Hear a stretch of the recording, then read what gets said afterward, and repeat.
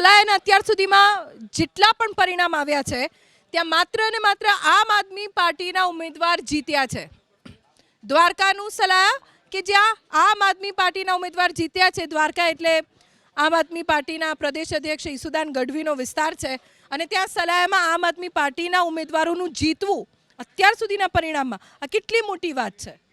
જો રાજકીય રીતે સમજીએ ને તો જે ભાજપ વિરોધી મત છે એ કોંગ્રેસ તરફ જવાના બદલે હવે એવી જગ્યાઓ પણ ડાયવર્ટ થાય છે કે જ્યાં હવે અમને કોંગ્રેસ સિવાયની આશા દેખાય છે.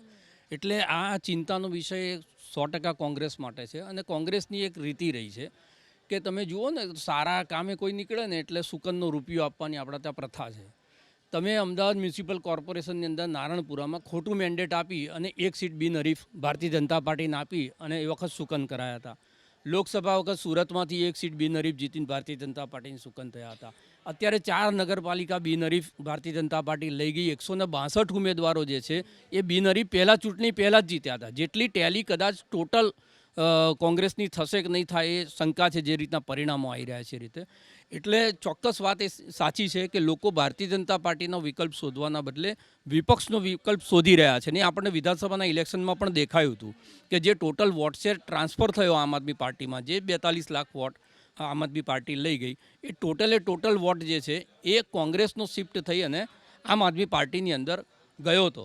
એટલે કોંગ્રેસ સતત ઘસાતી જાય છે અને આવનારા દિવસોમાં જે રીતના એમના પરિણામ આવી રહ્યા છે એમાં શહેરી વિસ્તાર અને સેમી અર્બન એટલે કે મોટી કોર્પોરેશન અને નગરપાલિકા વિસ્તાર, તમે અમદાવાદ, સુરત, રાજકોટ,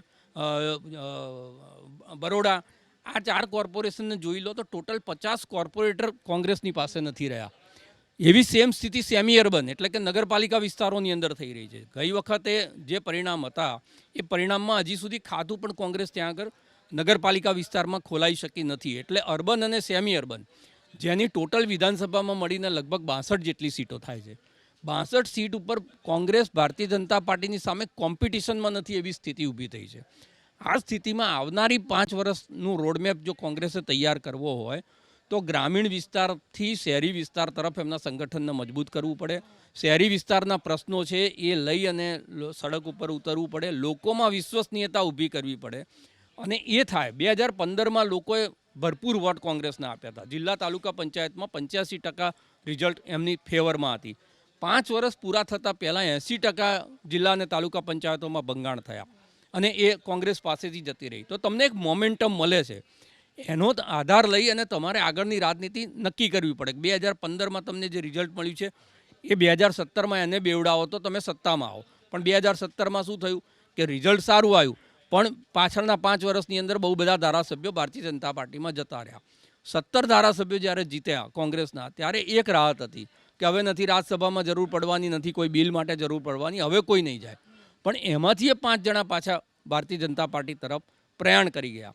એનો મતલબ એ થયો કે કોંગ્રેસની અંદર રહેલા લોકોમાં એક પ્રકારની હતાશા જે છે એ વારંવાર થતી જાય છે. 30 વર્ષમાં એક પણ પરિણામ જ્યારે પક્ષની ફેવરમાં ના આવે અને તમે જુઓ વિમલ ચુડાસમા જેવા ધારાસભ્ય એ નગરપાલિકાની ચૂંટણી લડે, જે માત્ર 5-7 હજાર વોટની અંદર સ્પર્ધા કરવાની એ ચૂંટણી હારી જાય, તો એનાથી જે છે પક્ષની પણ નામોશી થાય છે અને એની જે રણનીતિ ઘડનારા લોકો છે. રાણાવામાં જાહેર 16 પૈકી 12 પર સપાનો વિજય થયો છે, પરંતુ વિરોધ પક્ષ તરીકે જે અત્યાર સુધી મોટે ભાગે કોંગ્રેસ દેખાતું હતું એ પણ હવે ક્યાંક સાઈડમાં હાસ્યામાં ધકેલાતું હોય એ પ્રકારના પરિણામો અત્યારે સ્પષ્ટ રીતે જોવા મળી રહ્યા છે. કુતિયાડા વોર્ડ નંબર 3માં ભાજપની પેનલનો વિજય થયો છે. જેતપુર વોર્ડ નંબર 5માં અપક્ષના 4 ઉમેદવારોનો વિજય થયો છે. સાથે જ બાવડા વોર્ડ નંબર 6માં કોંગ્રેસની પેનલનો વિજય થયો છે.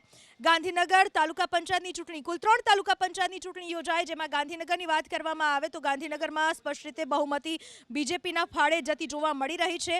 કઠલાલમાં બીજેપીના ફાળે 6 બેઠકો, કોંગ્રેસના ફાળે 1 બેઠક તો અન્યના ફાળે 2 બેઠકો જતી દેખાઈ રહી છે. હળવદ નગરપાલિકા ભાજપે કબજે કરી લીધી છે. હળવદ નગરપાલિકા ઉપર ભાજપનો કબજો આવી ચૂક્યો છે.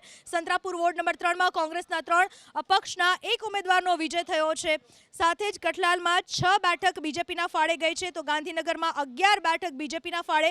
કોંગ્રેસ 4 બેઠકો આગળ ચાલી રહ્યું છે. કપડવંજમાં 7 બેઠકો બીજેપીના ફાળે.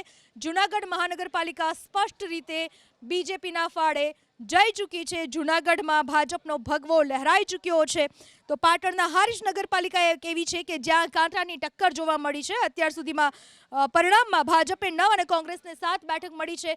ચાણસ્મા નગરપાલિકા ઉપર પણ ભાજપે કબજો કરી લીધો છે. મોટાભાગના ચિત્રો સ્પષ્ટ થતા જોવા મળી રહ્યા છે.